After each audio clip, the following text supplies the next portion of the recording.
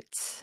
And it'll give us, we are live. Let me go ahead and check and make sure that we have everything connected for Periscope and for YouTube. Yes, I see that YouTube says we're live there. Excellent. Periscope. What are you doing? Preview broadcast. And we are almost live there. Sorry, guys. Bear with me. You know how this goes. It's always so exciting. And welcome, welcome, welcome. Welcome, everyone. I love it. And that's going now, too. Awesome. I say we can make it official. Hi, Anne. Hi, Russ. Hi, Ben. Hi, Elizabeth. Let's go ahead and get kicked off. Hey, Jed. Great to see you. Hey, Aaron. Yay. All right. So I know it is such a hectic time of the year for all of us. And that's why I'm really wildly impressed that all of you are here today. But welcome to Association Chat, your weekly online discussion for the association community where we warm ourselves by the virtual fire with topics of the day, welcoming thought leaders and trailblazers alike to join up in this online home for the community. I'm the host of Association Chat, Kiki L'Italienne, and I want to give a quick shout out to our wonderful sponsor, Fontiva. Fontiva, the AMS for Innovation, for their ongoing support of Association Chat in the community here. If you're on Crowdcast, or if you're listening later on iTunes or Google Play or iHeartRadio or Stitcher, you can just visit fontiva.com. They have a fantastic blog for the association community. And with that, there is no doubt that things are changing, and so are our workplaces. With trends like flexible work environments, people analytics, and blended workforces with full-time employees working alongside freelancers, there are definitely some complicated new stressors that could cause problems, not just for the employee, but also for the HR manager or CEO or executive director dealing with them. But where there's a need, eventually solutions do appear. And enter today's guests, Dave Will, co-founder and CEO for PropFuel, and Jamie Nodder, partner at WorkXO Solutions. Welcome to the chat, Dave and Jamie. Thanks. It's great to be here. Yay. I know. And I love how festive everything is. You know, Jamie had, you guys didn't see it, but Jamie, at one point, before we figured out the lighting wasn't working so well, had a fantastic, beautiful Christmas tree behind him. Yes. Yes. And right next to the palm tree and the cat. Yes. Yeah. I told you the cat would be here. All right, and Dave, you have your little Christmas gnome dude, and that's awesome. So, Jamie, I wanted to start with you. I don't have a whole lot, by the way, for holidays, but trust me, it's all in the spirit. So, Jamie, I wanted to start with you. WorkXO has a lot going on with what we're talking about today because it's a platform using the workplace genome. It's consulting and training. And also you have this great show, the Culture Chat podcast. But I'm guessing that you find yourself talking with a lot of heads of HR and executive directors who are concerned with making sure that they're doing what they need to do to have a strong workplace. So what are, and this is the first official question, what are some of the most common concerns you hear from those who reach out to you? I think number one is recruiting. Like people want the best talent. Like that gets thrown out there a lot, and they definitely have on their radar screen that if they're not paying attention to culture, if they're not paying attention to the workplace, they're going to lose people. I mean, it's the classic, like, I just hired the best person and I'm worried that in a year I'll like invest in training them and getting them up to speed and then they'll leave. And I think particularly when the economy heats up a little too, they get a little more focused on that. And so suddenly they're like, well, I haven't done anything on culture. What should I be doing? That's usually how it starts. Wow. And I mean, you know, I think I need to do something with culture. It can be, that can go in so many different directions. And I mentioned a little bit about the gig economy or something like dealing with freelancers, having a blended workforce. And that's another thing, with that in mind, you do have people who are, kind of in and out, and they don't really have the same kind of qualms about, jumping into something and maybe not staying there forever, right? That's not necessarily the expectation. So Dave, I'm thinking that employee engagement. So this is the part of things where I feel like I need to bring you in to talk a little bit about that, because PropFuel is described as a platform that turns your employees into engaged team members, right? So could you tell me a little bit about the statistics behind or kind of what you found out with the research behind engagement, what works for engagement, and why it's so important for workplace? Yeah, there's it's interesting. Company culture is a huge topic, but it's something a lot of people, and Jamie, I'd be curious in your thoughts on this, but there's a lot of people don't like to invest money in company culture. They're willing to invest thought and maybe a little bit of time, but not even that much time. They want company culture just to be something that appears. And it's because it's difficult to associate that with an ROI. Now, employee engagement is one element of a company culture that I think, fortunately, I didn't need to come up with these stats. Gallup came up with a ton of stats, and I don't have them right in front of me, although I can get them very quickly. Okay. But they came up with some amazing stats, which this is pretty rude, isn't it? I'm sitting here, I'm stalling. It's totally rude. The audio. But listen to this. So I was going to generalize the stats, but some of the stats that we found, 54% lower turnover. I think that's the most impressive one. When you have an engaged workforce versus a workforce that is not engaged. Now, I can't define exactly what engaged means and what non-engaged means, but when you compare companies of those that are engaged to those that are not engaged generally, you're dealing with a 54% lower turnover, 40% fewer quality issues, 17% higher productivity, 20% higher sales, 21% higher profitability, and 10% higher customer satisfaction. Now, we could debate what the accuracy of these numbers, and we could probably debate what, how high and how low they could be. The reality is, no matter what, an engaged employee is a better thing for a company than a non-engaged employee. And so that's what we're focused on doing. We're trying to figure out ways to get people thinking about the business as opposed to coming in and pressing buttons. Mm-hmm. And I remember there were times when people would come to me in my last business, Peach, which I think some of you know, where people would come to me and we'd have more or less a directive. We'd say, here's something we need to accomplish. Here's a goal. Here's something that we need to do for a client or for ourselves or whatever. And a common question was like, okay, so how do we do that? And my answer oftentimes, because I didn't know, would be, I can't tell you what buttons to press. We just need to figure it out. And that's the difference between an engaged employee and one that's not engaged. Wow. And I think about... Wow, I know. No, the insight is unbelievable. It is. Jamie, your turn. Tag. Mind. You guys, this is the last time I'm having you on here. Do you see what happens? Hey, Sai. Okay, so Sai, I should actually invite on here. He can probably talk about the workplace. He's the guy behind Crowdcast, which is what we're on right now. Yay. So awesome. Thanks, Sai. So the thing is that, I think that all of the challenges we mentioned before, workplace engagement, obviously there are those statistics because workplace engagement has been something that has been important, an important factor of keeping people around and keeping people happy for a long time.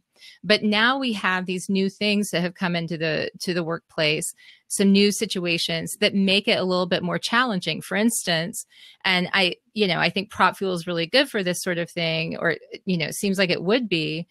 But like, what do you do when you have a virtual team? Or what do you do when we're facing situations in the workplace, the way that it's set up, that we couldn't possibly have a ton of research on because they're new, So we're trying to solve these problems on the fly. Jamie, are you hearing people coming to you with these types of concerns, saying, look, we're sort of decentralizing. Not everybody comes into the office every day. So how are we going to build a culture when I don't even see everyone that works for us? Yeah, we've had a couple of couple different angles on that. We've had organizations that have just acquired a new company and they're in a different location, right? And so they had right. a tech company, and they had really built a culture of transparency. Like that was huge. That was already hugely important to them. Like, and they knew it, and they knew it drove their success. But they suddenly had a new location, the first place where they basically getting employees that didn't work in the same headquarters, basically. And part of their culture assessment and analysis was that they valued transparency. They didn't know how to do it when you weren't in the office. Like that's a different set of processes. And so when we got to the point of actually doing action planning with them, they developed sort of what we call plays in their culture playbook. One of them was like, spend more money on plane tickets. Like, that's it. I need you people to come here more, and we need to go there more, period. Like, that's not the only play they did. That's not the only way. Obviously, they use technology. They're a technology company. But I mean, they needed to do things differently in order to maintain the culture that they already knew drove their success. And like, that's sort of I think Dave and I are on the same page when it comes to engagement and culture. They're kind of sort of two sides of the same coin. The statistic that scares me about engagement, per your original question, Dave, is we spend $1 billion a year trying to fix employee engagement, and we haven't moved the needle in 10 years. So like, we're missing a point too. And I think it's because we're either only focusing on making people happy, or we're only focusing on what we think the ideal culture should be in the abstract. And we're not sort of bringing those together. You know what I mean? Like, we're not having the conversation that says, wait a minute. What do you do that makes you more successful?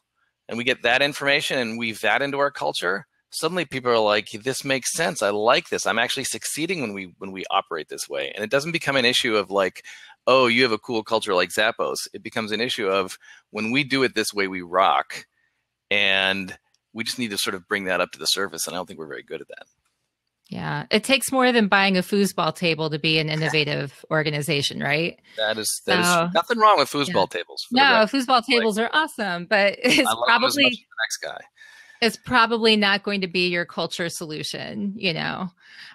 So Dave, when people are coming back and reporting back to you about what they're seeing as far as using the tool that you have, using the platform PropFuel, what are they saying as far as anecdotally so far about the things that they see that are sort of, we tried this, it didn't work, we tried this, and it did? What are some of the things that you know for sure are probably not likely to work, and some of the things that you're finding really are? Yeah, so the thing that surprised me, and it's not going to surprise Jamie, I don't think, but the thing that surprised me is a platform like ours that's designed to create that's designed to create a continuous feedback loop, right? And it's the quality of the dialogue is not the same as what Jamie's talking about when he says we need to fly people in. There's a completely different dynamic when you're meeting in person with somebody and having dialogue and communication, right? So that's incredibly valuable. And we're not trying to replace that. We're not trying to say, look, you never need to see your remote employees again if you have something like PropFuel in place. What PropFuel does is it creates this regular, continuous feedback loop between the entire team themselves and the leadership. Now, here's the thing I started to say that surprised me, that it will not surprise Jamie. It works really, really well in an organization that has a strong and established culture.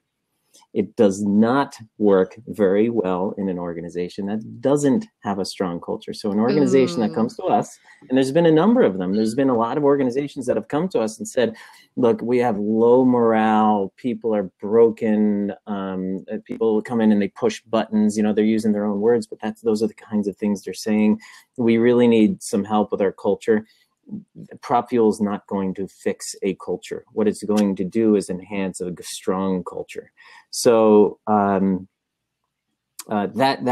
think that's probably the biggest point I want to make to your question is what's the feedback we're getting is that are thrilled with the dialogue they're seeing from their employees. They're hearing things that they don't hear at the water cooler, that they don't hear out at happy hour, that they don't hear in the meetings.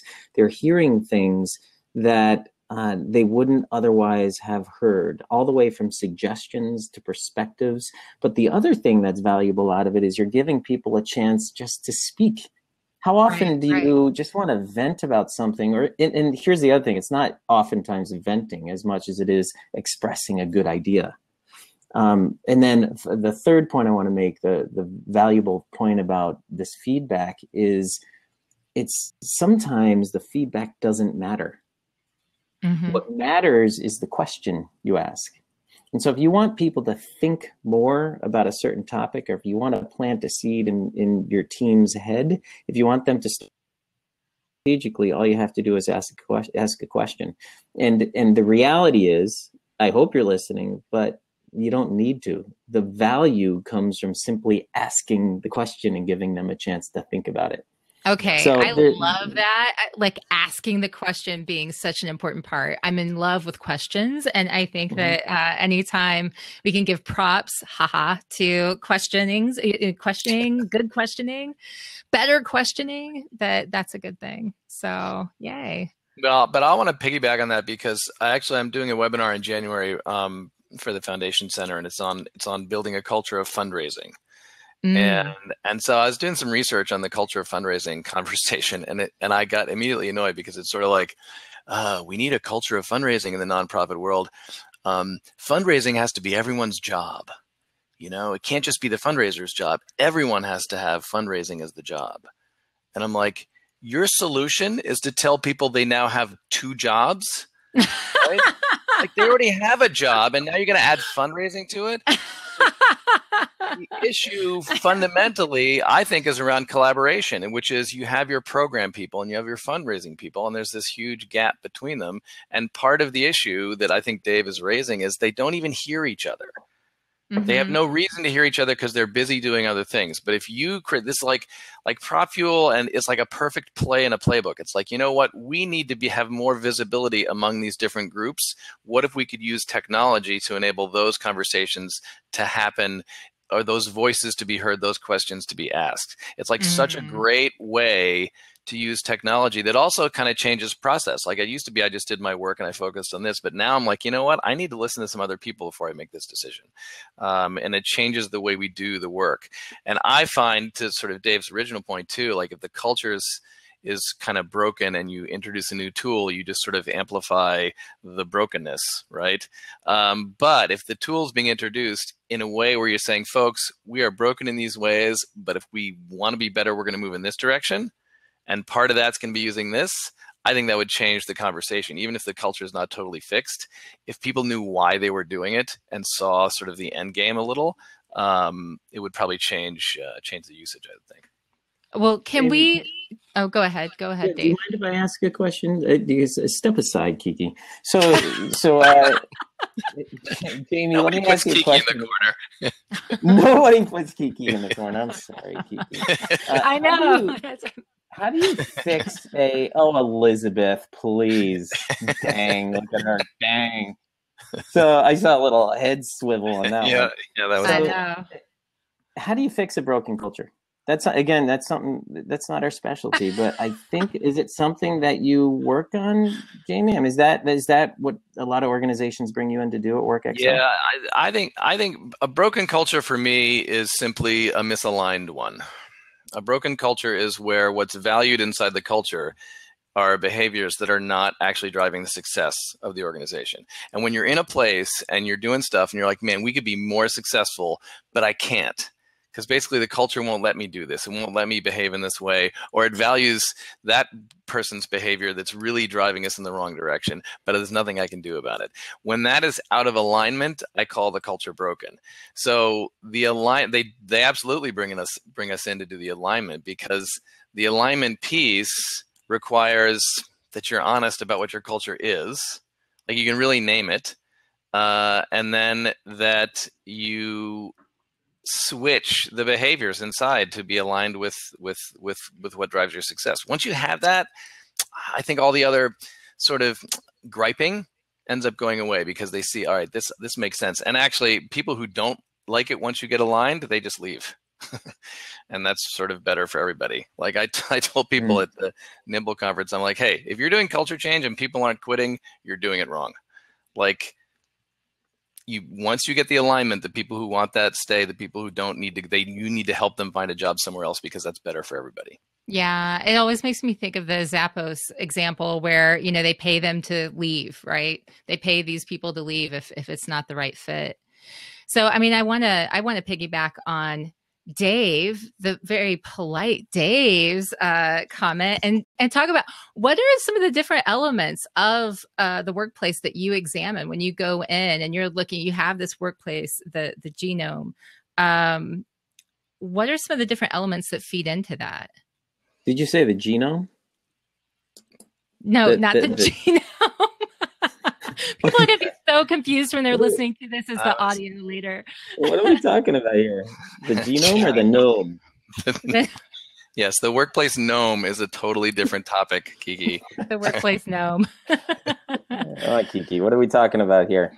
I know. Totally different thing. But I do want to talk about that a little bit and talk about the different pieces that you examine when you go in. Because like when you're talking to people, looking at the different elements of what can go wrong or what can go really right and establishing what that culture is. What are you seeing that, or what are you examining in these different pieces where things can go awry? Is this for me in the culture? Like what yes. are the core components? So yes, the GNOME model. Sorry, I couldn't resist.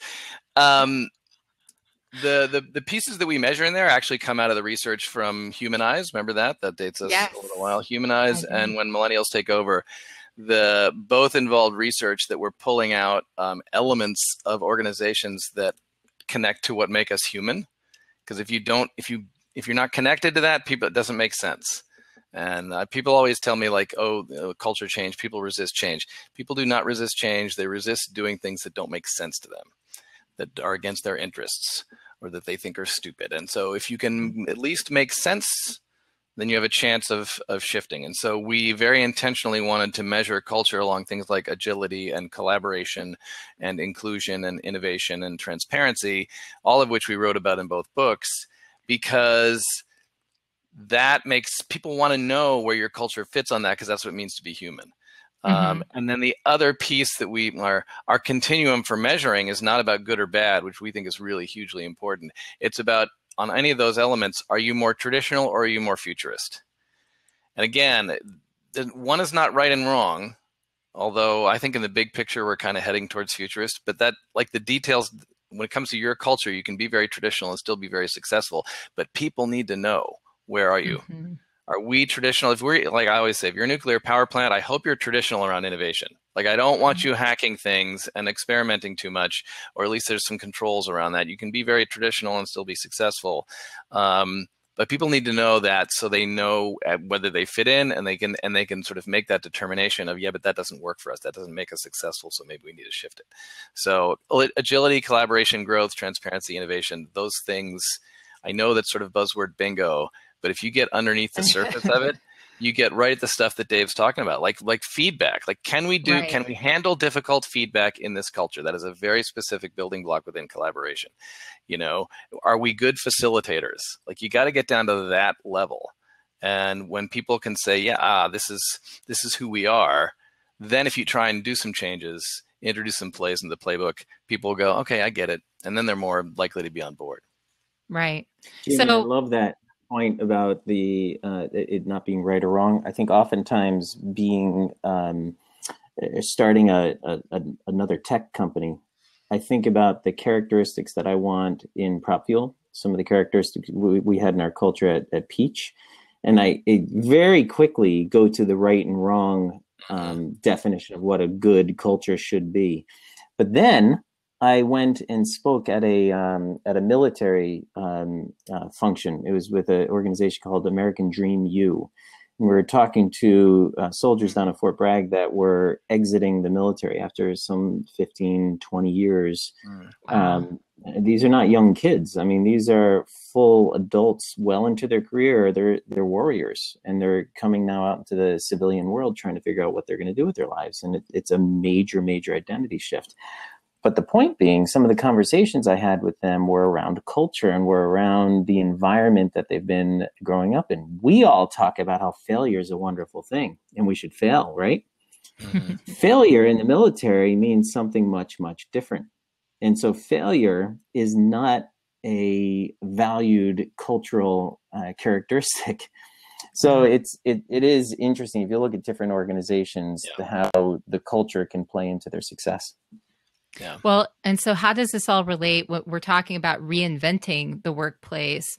But as I was talking about, like as I was sending out some reminders for this to go out there, I kept using the word reimagining the workplace in 2018 rather than reinventing or rethinking the workplace in 2018.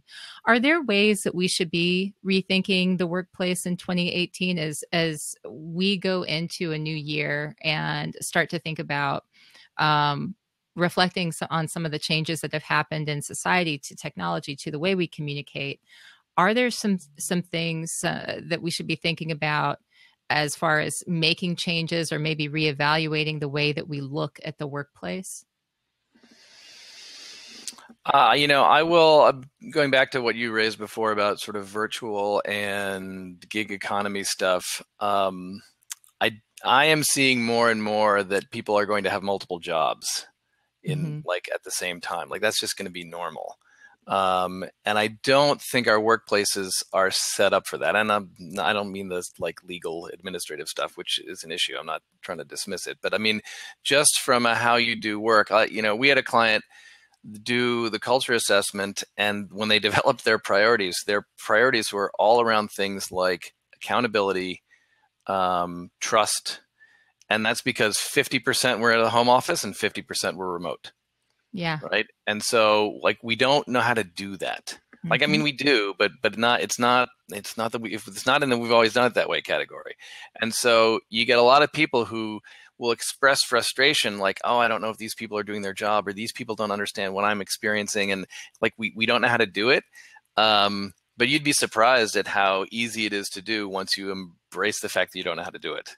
You know what I mean? Like then you come up with some idea, like, let's run this, let's do these meetings differently. Let's make sure that we include virtual people when we have a happy hour. Like, I know it's sort of small stuff back to the foosball table, but like there are many things that we default to our old way of doing it, and we don't even realize there could be a new way. I'm working with, like with a big global company, like they do all their stuff virtual. They do every meeting virtually. And I hear so many people complain like, oh, it's hard and I can't do video. I'm like, figure it out, folks. Like it's 21st century, So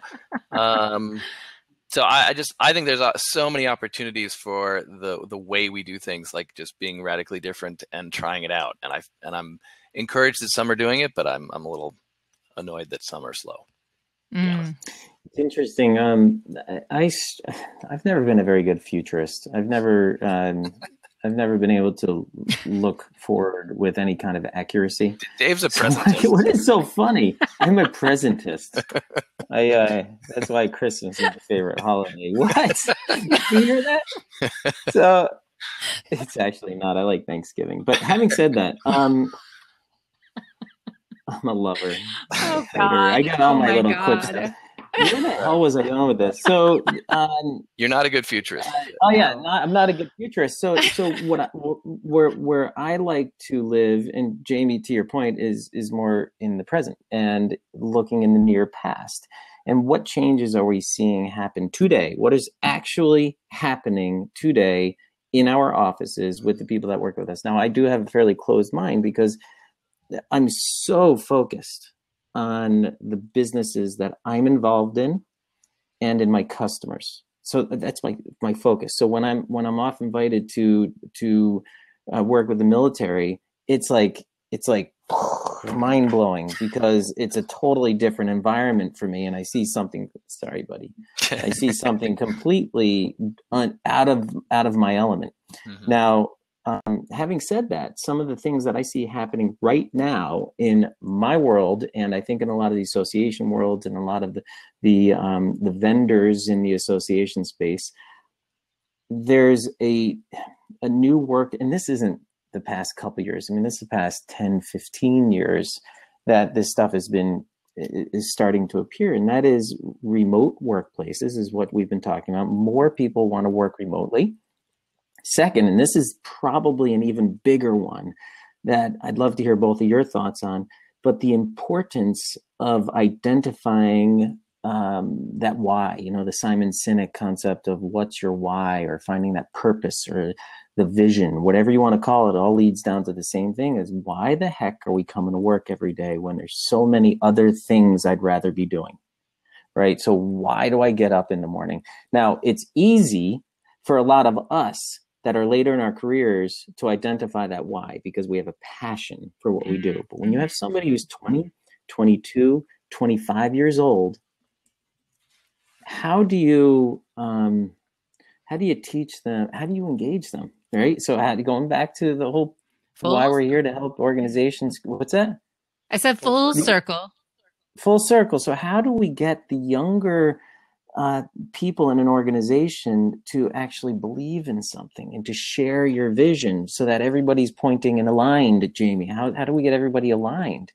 And I think that's a really, really important topic that we need to address. In the past, my dad's day, when he used to work at United Technology for 30 years, and then one day he walks in and they lay him off. That's the old school environment. Oh, but they give him a nice watch on the way to that 30 years.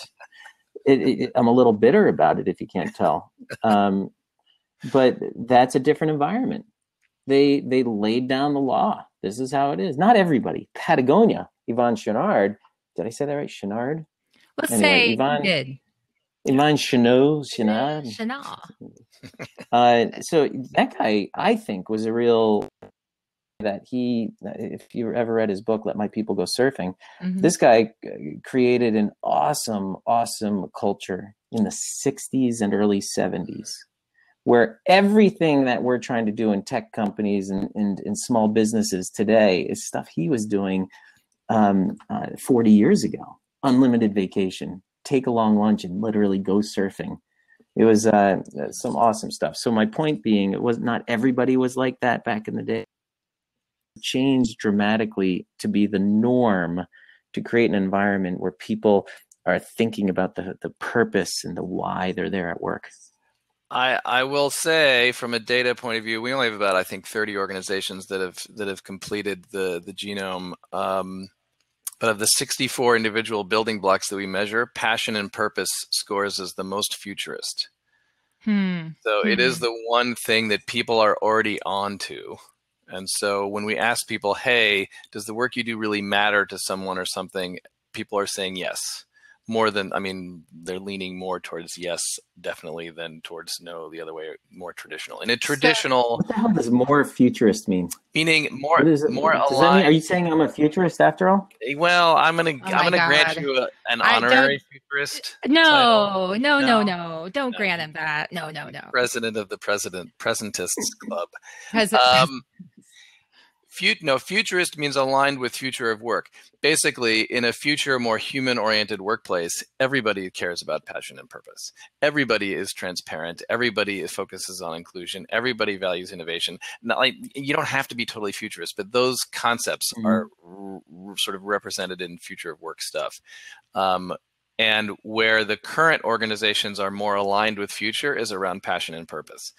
Interesting, where they're least aligned is around people-centric organizations. So designing organizations around the needs of employees, which actually goes right back to that sort of remote thing. Like, what if your people want to work remote? Well, then we design an organization so that the people, the users of our culture, our employee, like Dave, you're focused on the user, right? You focus on the customer. From a culture point of view, your employees are your users. And we should be designing around their needs, just like we would a software product. So that's the one where we struggle. Like I see this all the time. We're embracing the ideas and the concepts, but we're not embracing the systems and processes and structures. that move us towards the future. So we're all about future focus, but we don't run experiments or do prototyping or do beta testing. Like, you know what I mean? Like that's we love the ideas, but we're not quite backing it up with processes and implementation stuff. So let's talk about the testing and getting into a mindset where you are. And it makes me think of lean startup methodology. It makes me think of, instead of focusing so much on fail fast, it's not even about that. It's really about constructing better questions, asking better questions, running those tests so that you can regularly be, and I'm not even going to say the word innovation, because then that makes people jump into, inventing the light bulb or something. I'm talking about the regular improvements and the trying new things, and it not being some sort of let's blow everything up, but it's actually, no, let's do these small, smart tests and learn from them so that we can have a little bit of, incremental change or dramatic change based on those tests that we take. So when you talk to different organizations about ways to improve the workplace, whether it's through culture, engagement, what have you, is there an element of testing that you end up advising that they do, or do they ask you about that on a regular basis? Are people curious about that? I try and infuse it with the concept. When we get into the culture change piece with the concept of the playbook, like I'm almost embarrassed that we use the playbook metaphor, like really a sports metaphor in business, how original, like, right? Like this is the best you could come up with, Nader. I'm like, okay, exactly. But one of our clients came up with the playbook. They happen to be from Alabama, so I think they value playbooks that down there. Yeah, right. And I like the playbook because a playbook has many plays, and some plays are kind of bigger than others. And you're constantly drawing from your playbook, and you're running a play, and you're seeing if it works. And if it doesn't work, you change it. And if it works, you do it again, or you amplify it, whatever it is. But it's not like you have to have the complete plan. You have to have the complete total vision of the new culture and then convince everyone that your vision is right. It's more like we have these principles. We think they're pretty important. We wrote up a bunch of plays that seem to be driving us in that direction. Let's run some. And so from a culture point of view, for me, this is what I'm seeing within organizations. It kind of takes the pressure off. It's like, I don't have to solve the culture issue today. What I need to do is implement a new system for giving each other better feedback, and then as that run, and of course we already identified that was critical, blah, blah, blah.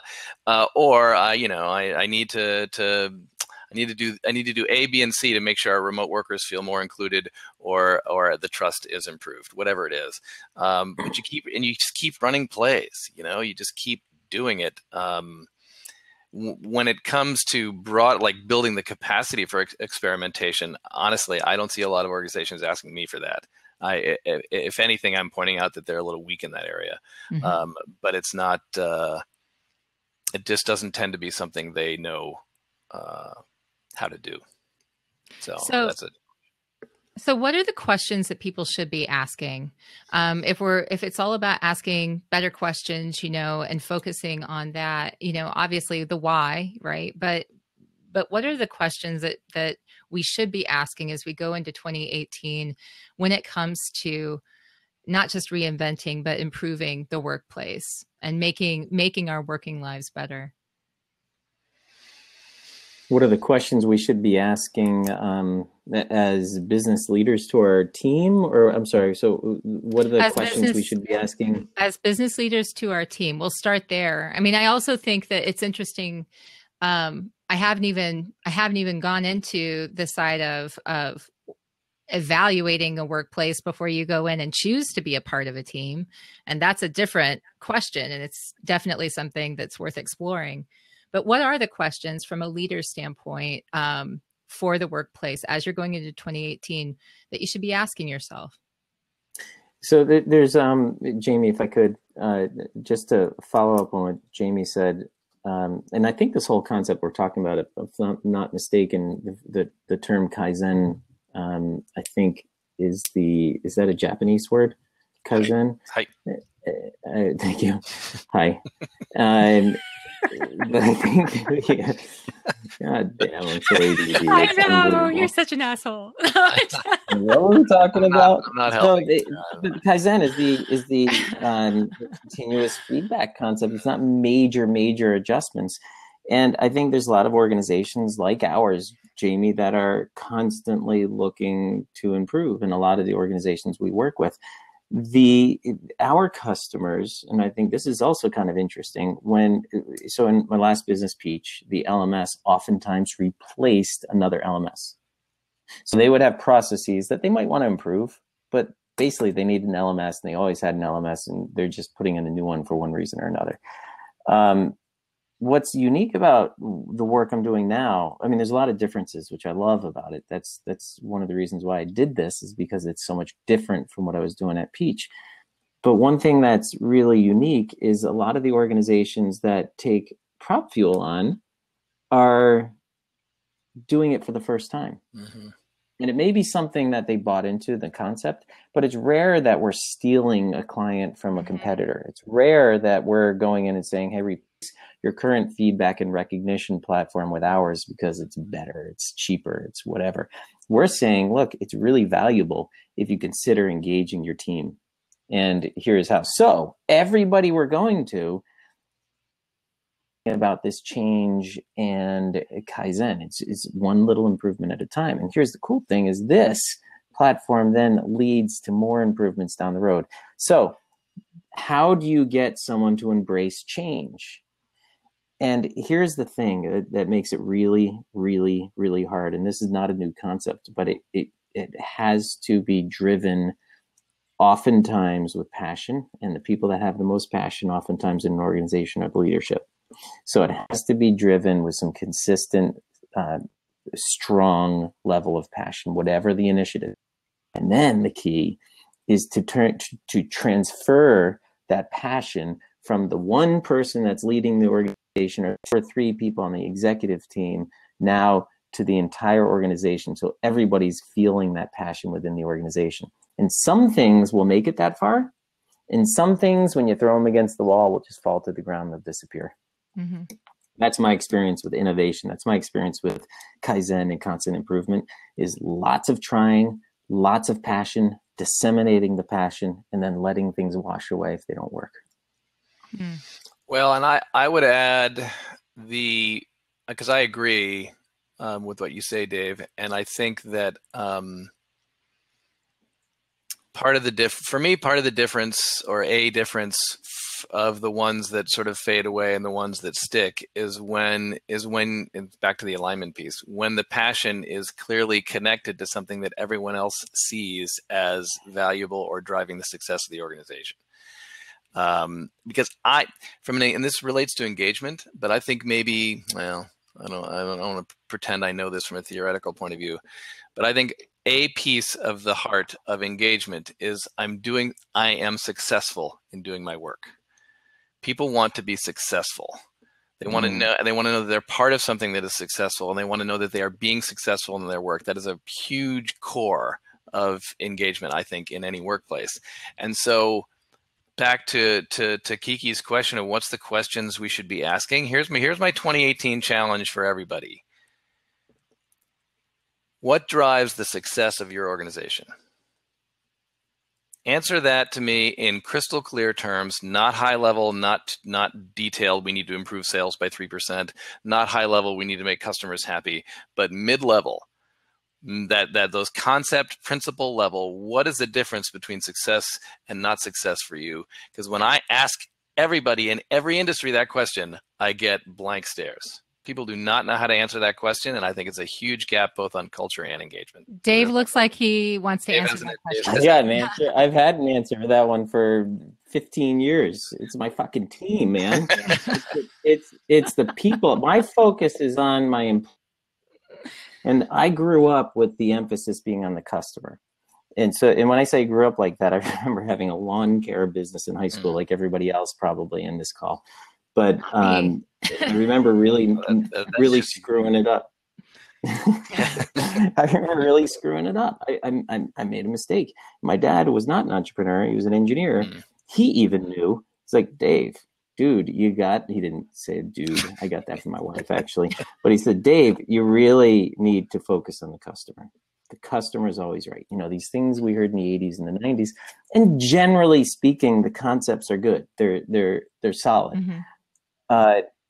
But what shifted for me in the past 15 years, Jamie, and this is the answer, is if I focus on my team, if I focus on my employees, and it's not just recruiting the right people, that's a big part of it. Mm-hmm. But once we have that team, if I focus on my team and I make them really feel the passion, understand the vision, and clearly communicate a plan, oftentimes which includes their help, now you've got this incredible engine for delivering upon the passion that you feel. And if you've created that, then you don't need to even worry about the customers, because everyone else is going to be worrying about the customers for you. And so that's what drove the success of Peach, what success we had. I think that's what drives the success in PropFuel as well. And so that is an example of cultural clarity.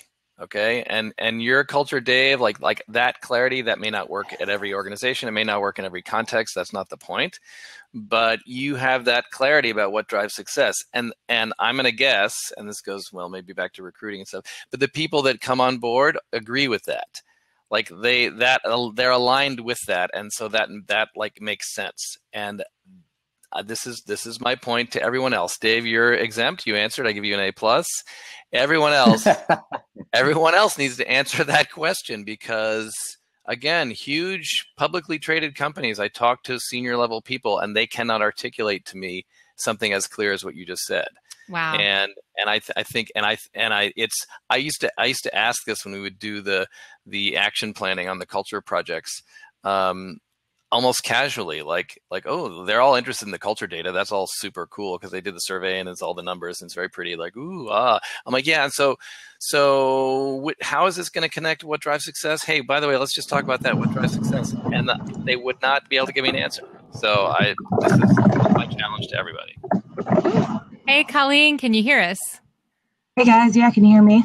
All right. So it's good to have you. So I saw, for everyone who's listening and not actually seeing this, so you're listening to the podcast later, one of the great benefits of having this live on Crowdcast is that we're able to invite different people on. And there was something going on over in the chat that I didn't get a chance to talk about. So I figured I would invite the person on. So Colleen, you responded to some of the commentary, some of the discussion that was happening here, and you talked about a blog post you wrote. And so I wanted to invite you on to just maybe share a few words about that and how it pertains to the conversation we're having today.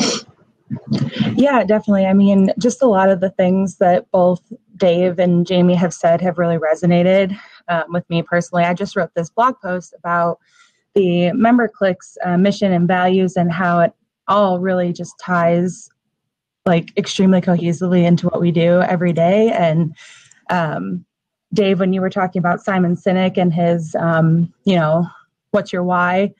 Everybody here has their own why, and it's different for everybody, just, depending on what their function is and who they're talking to every day. But it's really cool just, collectively to see, while we might come to work for different reasons every day, we all have the same mission and value that we're working towards. And it's really made all the difference in just having a strong workplace. Yeah. Hey, Colleen, how long have you been at MemberClicks? So I have only been with the company for a couple months now since the acquisition. I was with WebLink before for about a year and a half now. So, only been with MemberClicks for a couple months, but I mean, just in that amount of time, the feeling that I have about our mission and values is incredible. So this is actually a really, really great opportunity to maybe investigate what Jamie was talking about a little bit before about a blending of cultures and how that can be complicated. Because being a part of the company, it's been, 2 months you just said? Been about 2 months. And so, WebLink had its culture and then MemberClicks with its culture. What have you noticed as far as the way that it's been in this transition, because especially in the association space right now, especially with technology companies right now, it is definitely something that's on people's minds. Ooh, somebody in the background is real loud. Yeah, sorry, we're actually in a co-working space. Yeah, so I've been that's part of the culture, right? Right? Yeah. So I mean, I would definitely say that a lot of our values and the mission overall were very similar.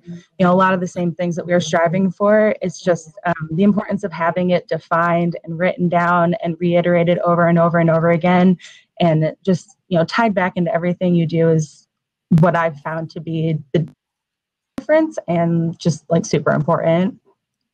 Yeah, well, I'd be curious to hear what Jamie would ask, or what he'd have to say in this sort of situation, because what would be some of the questions you would ask to say to Colleen to establish the health of that transition or whatever. Not in because there are a lot of different organizations who are going through mergers and acquisitions right now, so this is definitely applicable to a lot of people in our community. Well, I think the comment you made about hearing it over and over again, so I mean the whole onboarding process, which completely is transformed in an acquisition context, because it's not it's sort of onboarding but not onboarding. Like, you've been working at this place for a year and a half, but now you're new, but you're not new, so it's a little confusing. And I mean the lesson. So I'm hearing that you guys did the tell them you're going to tell them you told them.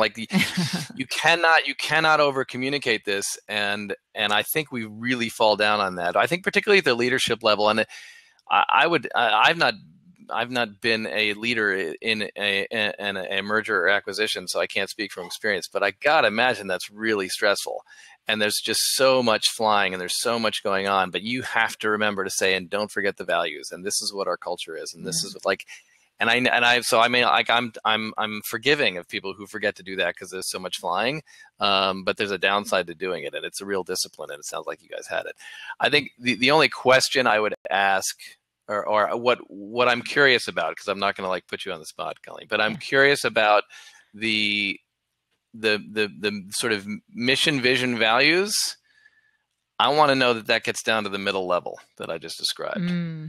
I don't want only 3 words like trust and collaboration and awesomeness. That's great, but you got to get down to, and here's what it looks like, and here's how it plays out in real life, and here's how I know it's happening, and here's what it looks like when it's not happening. I need that spelled out. And so as long as the documentation and the artifacts that you have inside your culture clarify that, then I'm with you. But then I assume they do. So. Yeah, and they definitely do. So thank you, Colleen. I'm gonna take you out off of the hot seat now. Thank you for joining us today. Yeah, thanks for letting me. I clicked her off too fast. Sorry, Colleen. Thank you for joining us. If you want to check out her link that she shared, her blog post that she shared, we have it in the chat here if you want to check it out on Crowdcast, but I will also post it in the show notes on the podcast. So if you're listening to this on iTunes, just look to the show notes and the link will be there.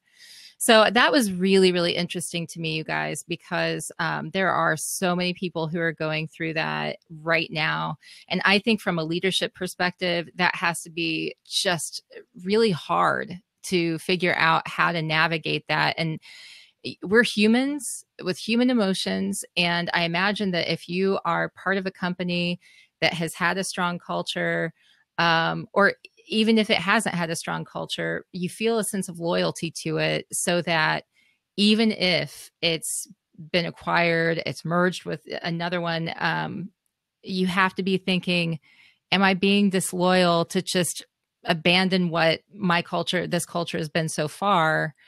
I mean, it's a real identity crisis, right? Yeah, I think you nailed a really important topic. Loyalty. I struggle with that word in the workplace. Mm-hmm. I'm loyal to my wife. I'm loyal to my children, and I'm loyal to my dogs. And your gnome. No, now he tossed that gnome out if he gets out of control. I can tell that right now. Yeah.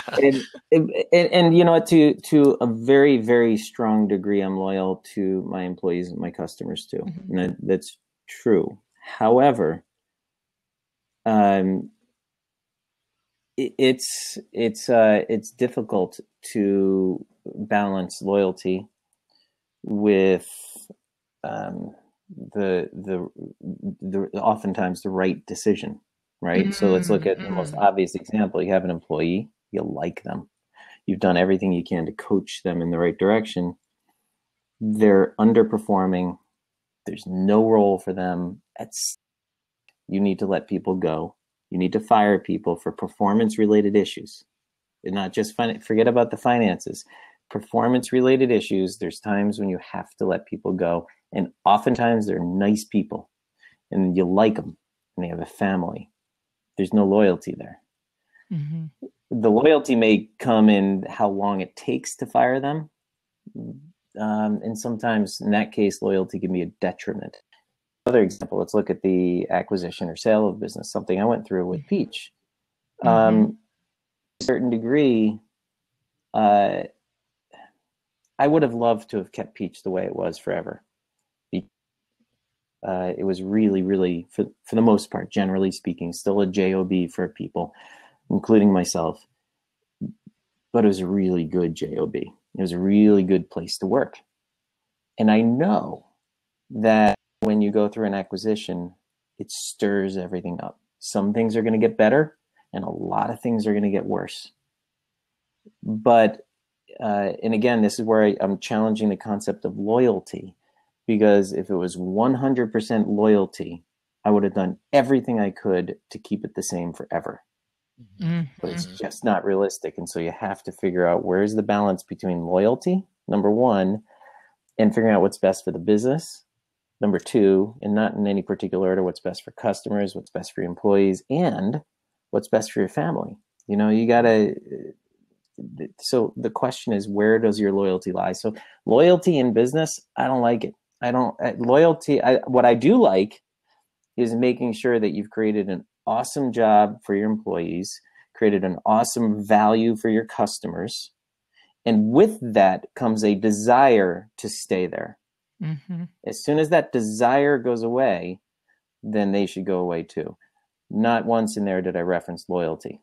So it's basic economics to me.